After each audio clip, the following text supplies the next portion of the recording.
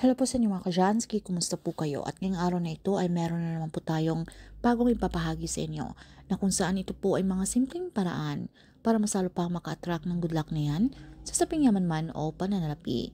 So bago ang lahat ay nais ko lang pong i-promote sa inyo mga ka-Jansky para po sa mga gusto ng mga pampaswerte sa inyong mga negosyo, sa inyong mga trabaho, sa inyong mga career, or kung kayo po ay mahilig maglaro ng anumang uri ng sugal, meron po tayong pampaswerte dyan. Para po sa mga interesado ay mag-PM lamang po kayo sa akin. So alam niyo ba mga ka-Jansky na ang paggamit ng isang putil ng bawang, ito po ay malaki po ang maitutulong sa atin, especially po ito po ay sa mga masasamang elemento. Pwede po tayong maglagay nito sa ating mga bulsa, kahit isang putil ng bawang naman po. Pwede niyo po itong ibalot sa isang pulang tela or meron po kayong mga red pouch, especially po kung meron po kayong mga lalakarin or pupuntahang ibang lugar at hindi niyo po alam or bago po kayo sa lugar na yan, okay, para po kayo ay maproteksyonan kahit isang putil ng bawang, especially po kung kayo po ay buntis. Pwede po kayo magbaon nito, okay? Dahil ito po ay, kung di po bago sa atin itong mga aswang, kung kayo po ay buntis, di ba?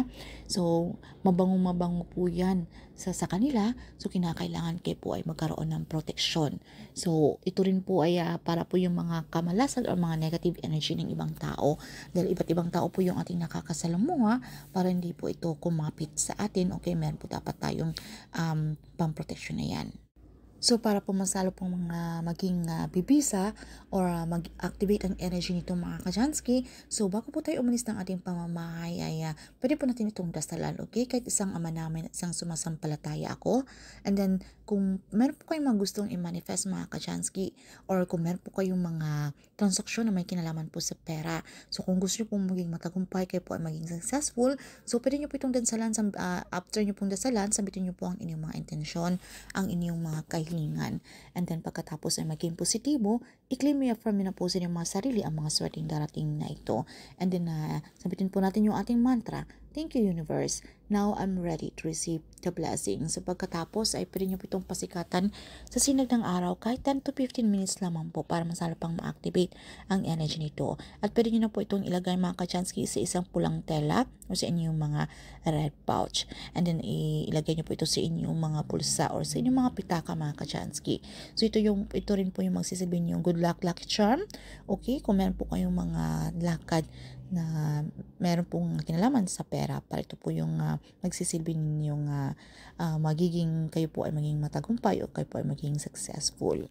At ito rin po ay ginagamit ko, especially po kung meron po akong pupuntahan ng ibang lugar mga ka-Jansky. So ito po talaga ay nag-work sa akin, especially nung ako po ay buntis. Okay, talaga naglalagay po ako ng bawang, kahit isang butil ng bawang sa aking bulsa. Hindi po ako nawawalan dahil ito po ay hindi natin alam kung sino po yung ating nakakasalamuha.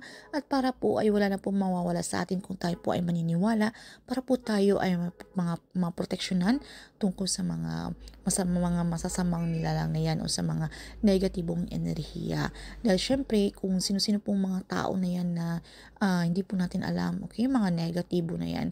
So, tayo po ay madaling makapitan. So, ito po ay magsisilbi nating pananggalang, okay? So, subukan nyo po ito mga ka-Jansky para why not, diba? Wala naman pong mawawala sa atin. So, hayaan nyo lamang po yan sa inyong mga pulsa o sa inyong mga pitaka. At kung kinakailangan palitan na po at ito po ay natuyo, ay pwede nyo po itong palitan ng panibago. At ritualan nyo lamang po ito mga ka-Jansky, alright? So, yun lamang po at tayo po ay maging positibo sa lahat ng bagay.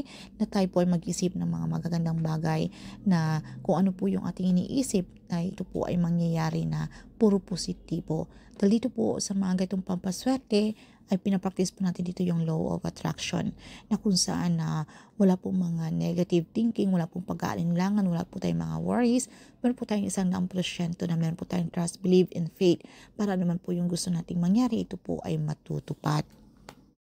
And huwag po tayong maging tamad, sabay pa po natin ito ng pagsusumikap, aksyon, pagpaplanong gagawin. Dahil tandaan natin mga ka-Jansky na itong mga pampaswerte isang gabay o inspirasyon lamang. Nasa atin pa rin po may control at tayo pa rin po ang gumagawa ng ating kapalaran. Nasa ating kamay ang tagumpay mga ka-Jansky. So yun lamang po at maraming salamat. So ingat po kayo. See you again in our next one. Bye mga ka-Jansky.